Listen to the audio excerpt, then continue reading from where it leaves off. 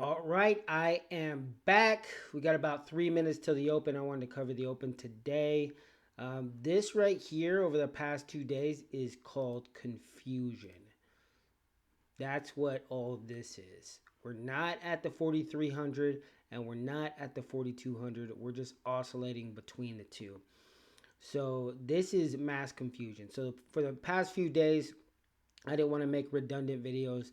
I've been turning my covered calls into spreads so that I can reduce my exposure and also hoard a little bit of cash if there's more pain on the way, which it looks like there is because of the job reports today. So let's take a look at the pre-markets. The Dow futures are down. The S&P 500 futures are down, and the Nasdaq futures are all down, huge. And this is on this jobs report. Jobs report saying people are getting added 336,000 new jobs, and that is bad news. Now, why is that bad news? Well, we're going to cover a little bit of economics today. It's bad news because of inflation. Inflation is high. When inflation is high, and you expect unemployment to go down because people can't afford to have these high employees again, have all these employees with these huge salaries. So when inflation goes up, materials cost more, they have to lay off employees, and then they have to work with a skeleton crew. Well, that's typically how it works, but that's not how it works now. Now it works what's called the wage price spiral. And I know I mentioned this a couple times, but I had people ask about this. Why is employment a bad thing? And I have my sister ask. I had this ask in my economics class that I teach at the local university. And it's hard to explain, but I think this graph right here explains it pretty well. So you have inflation that rises, right? And it's been rising and rising and rising. And so you're not able to pay your bills anymore. Your grocery bill goes up, your insurance bill goes up, the price of cars goes up, everything's going up, and you are left with less and less at the end of the day for all the stuff you need. Okay, so workers expect that that amount of money is going to be made up. So they got this job and they're good with it. They're making 60,000, 70,000, whatever. And this is awesome. That's a solid number. But it didn't go as far as the 50,000 went 10 years ago. So now that 75,000 isn't good anymore. They thought it was good when they got it, but it's just not good anymore. So they're asking for higher salaries. So when you ask for higher salaries, you expect some negotiation. But there hasn't been any negotiation because firms are already short. They're not only are they they short workers, they're recruiting people, they're putting it out there that they need people bad. So they're not able to lay off anybody or go into negotiations for higher salaries. So they just pay the higher salaries. They pay the higher salaries, and why do they pay the higher salaries?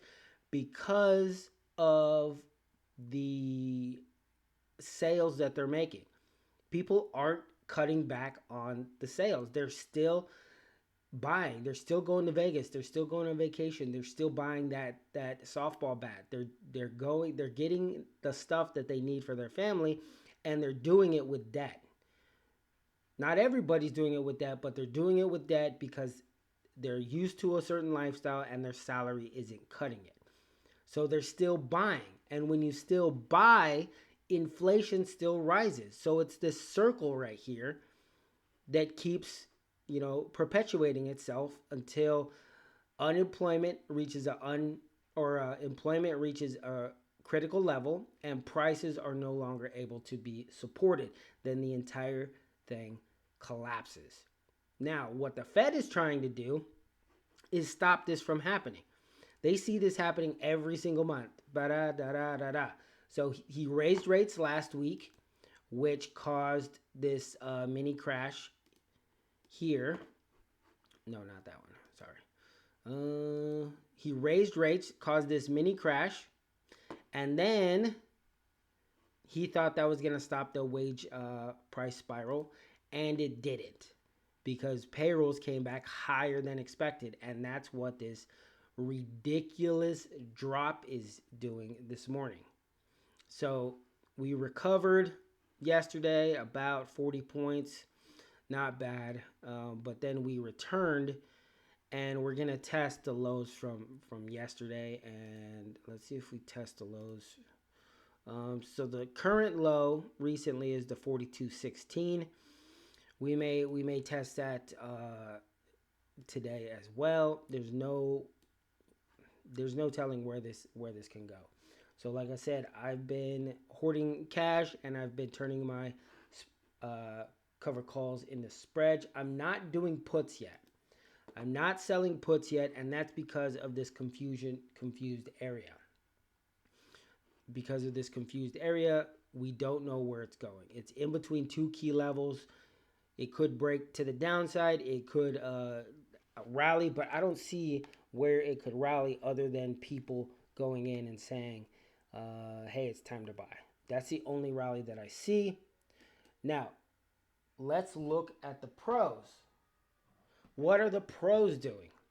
Well, I looked at the guys I get a lot of ideas from people around, but nobody has better ideas on a consistent basis than the guys at Trader TV Live. So I'm looking at Trader TV Live right here.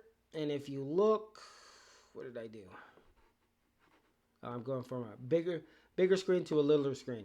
So right here, TQQQ, he is long at 34.30, and this guy is Neil is short AMD. Now short, these guys can short things different than the rest of us, because what shorting is you're borrowing shares from somebody else. They pay for those shares. Not going to let you borrow the shares for free, and they have to pay for those shares, and they're immediately in the hole. And hopefully, if the stock goes lower, they can recoup that. But as soon as the stock market goes higher, then they're in real trouble. So shorting, when I short, I have to pay a lot for borrowed shares. So I typically don't do it. But these guys, since they do it so often, sometimes they don't even have to pay at all. Now, some people say that sounds weird. I've never heard of that before. But if you have shares of something like Disney or anything like that, you could go on E-Trade, or you could go on TD Ameritrade, wherever you hold them, and you can search. You can search for getting paid for shorts, and you could sign up and put your shares out there. But the problem with that is, as long as they're being shorted, then you can't do anything with your shares. So if you're a long-term holder, that is an option for you, and it's only like 10 cents a share or something they pay. But still, when you're day trading, that can get expensive. But this guy's long TQQQ. What TQQQ is? It's a leveraged NASDAQ ETF. So QQQ is the NASDAQ ETF. TQQQ is the leveraged one. So he's long at 34.30. Which is right here. So he picked this up pre-market at 34.30. He's currently up $1.50, which is a really good trade. Even though QQQ's down 2%, he opened it up in the pre-market, and the 2% down is from here to here, not from here to here. So he picked it up almost at the low, and from the low, pre-market low, then it had a boost here.